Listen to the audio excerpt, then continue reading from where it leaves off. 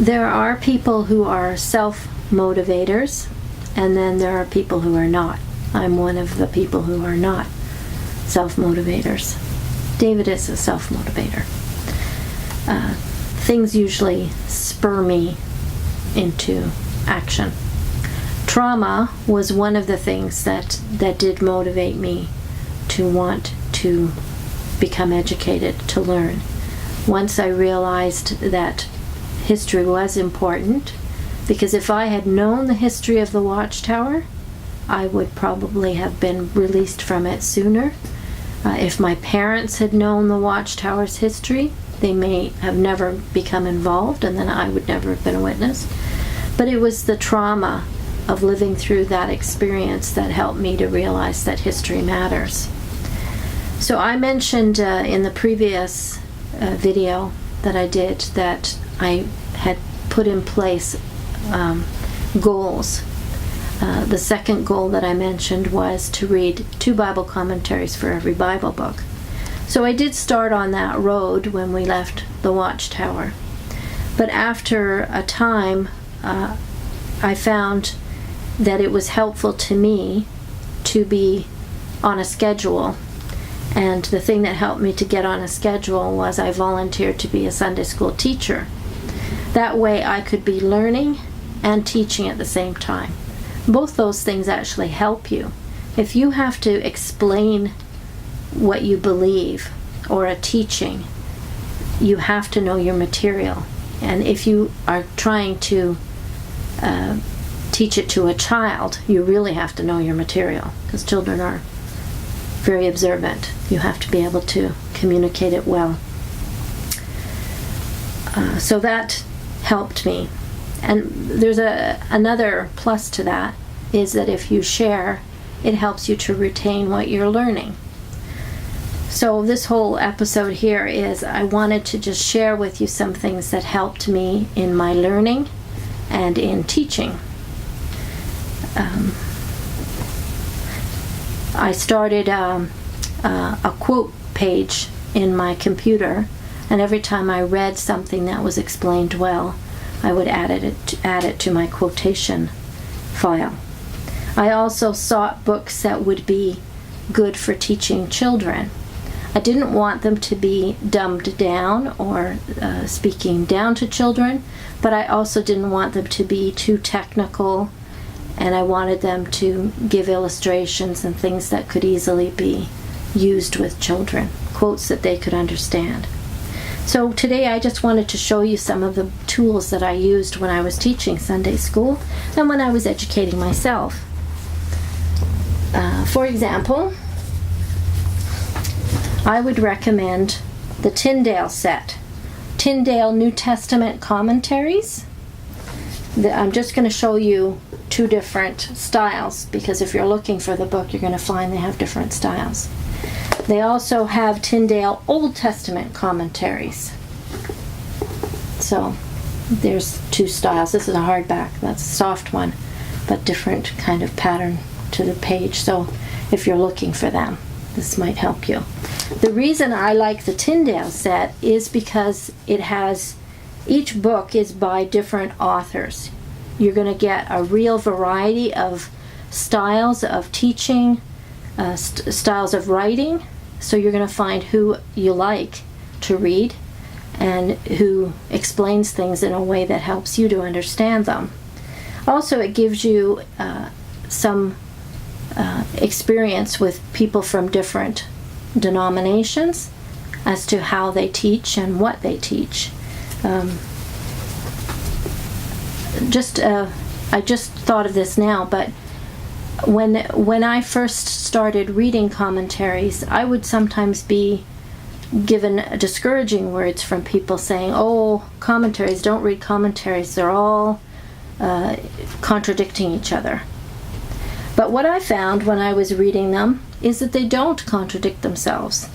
They actually complement each other, because people have different viewpoints, different insights, different styles of explaining things.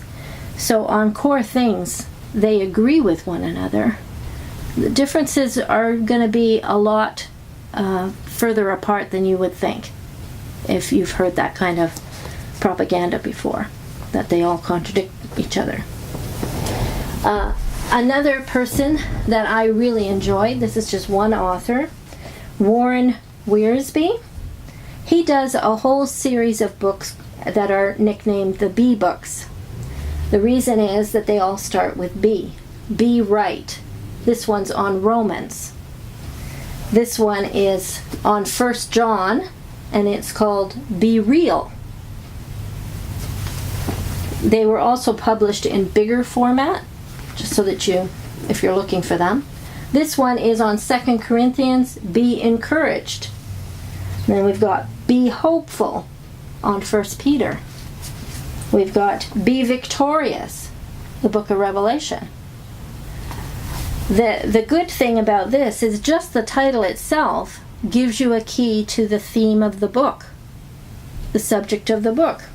So this helped me a lot. Also, he's very good at giving you little tools for teaching to make it easier, to make it more memorable, acrostics and things like that when in his teaching style, that I found very helpful in teaching children and young adults. Another author that I liked a lot, I will show you here, is, I got this one first, called The Teacher's Commentary by Lawrence O. Richards. He's actually recommended by Wiersbe. And his book, this book, it says, explains and applies the scriptures in a way that will help you teach any lesson from Genesis to Revelation. So this one is good because it actually even gives you tips on how to teach it and to what audiences. If you're teaching a youth group or if you're teaching younger children, he gives you some examples of how you can use the material, some teaching techniques. Second one that I found later was same author, The Bible Reader's Companion.